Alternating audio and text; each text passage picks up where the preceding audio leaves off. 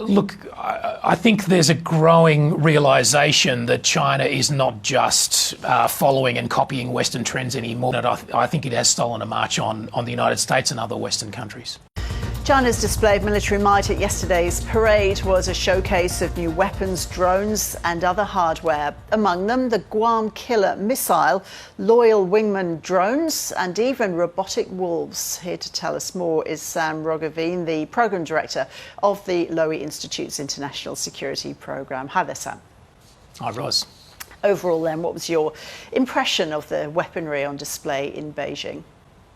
Well, unusual in the sense of its scale, but also in China's willingness to display equipment that is either still in prototype or early development stage, or only just entered service. The Chinese are typically a bit shy about that, but this was a selective glimpse, not only into the People's Liberation Army that is operating today, but the one we're going to get into the future. And that is a military that is not just a follower, not just an imitator of leading Western military technology, but is an innovator and a leader. I would stress, though, that there are some geographical boundaries around this. So China is definitely strongest, closest to its own shores. And a lot of the equipment displayed yesterday, and in fact a lot of the new trends we're seeing in China's weapons development, is of weapons that make China the leading military power in China's near abroad, but with less emphasis on global military power projection. Well, we highlighted a few of the weapons that were on display yesterday. Sam, let's start with the Guam killer. What's that? That's the DF-26. That's a missile system that we've known about for quite a few years. That's been in service a while now.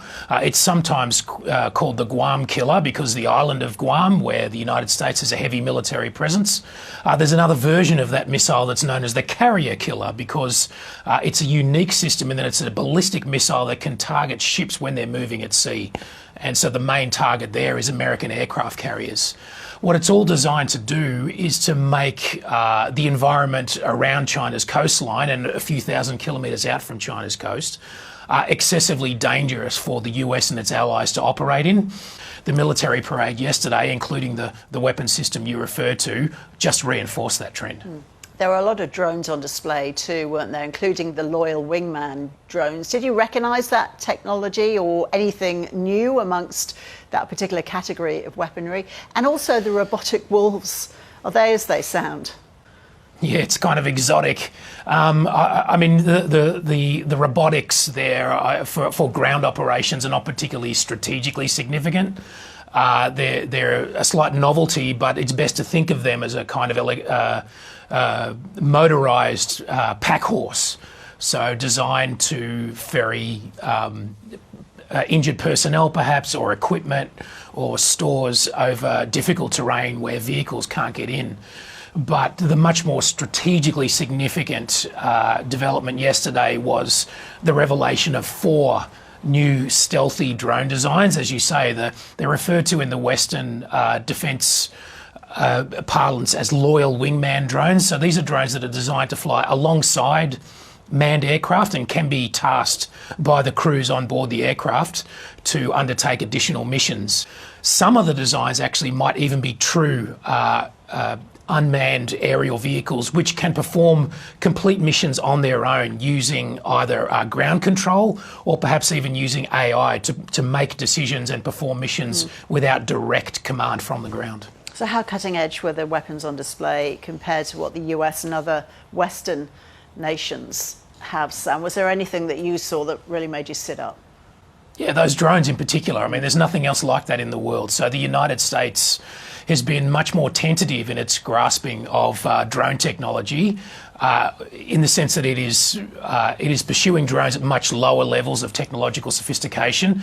And the United States is a bit reluctant to take pilots out of aircraft. There's a strong pilot lobby in the US Navy and in the US Air Force, which is difficult to overcome. China doesn't face that kind of bureaucratic problem, and it is pursuing these opportunities at pace, and I think it has stolen a march on the United States and other Western countries. Okay, so how's the sight of these weapons going down in the US, Sam, and elsewhere in the West? What are you hearing?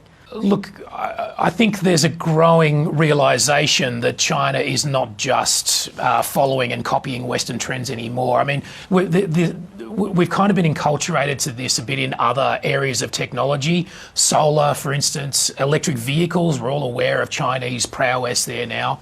I think the same is true for military technology, and I think that truth is hitting home. The picture changes, and China is still developing stronger capabilities to project power around the globe. The United States is by far the leading power in that regard, but the closer you get to China, the more favourable the military balance is towards China, the United States, because the US is simply not responding militarily to this dramatic shift in the military balance.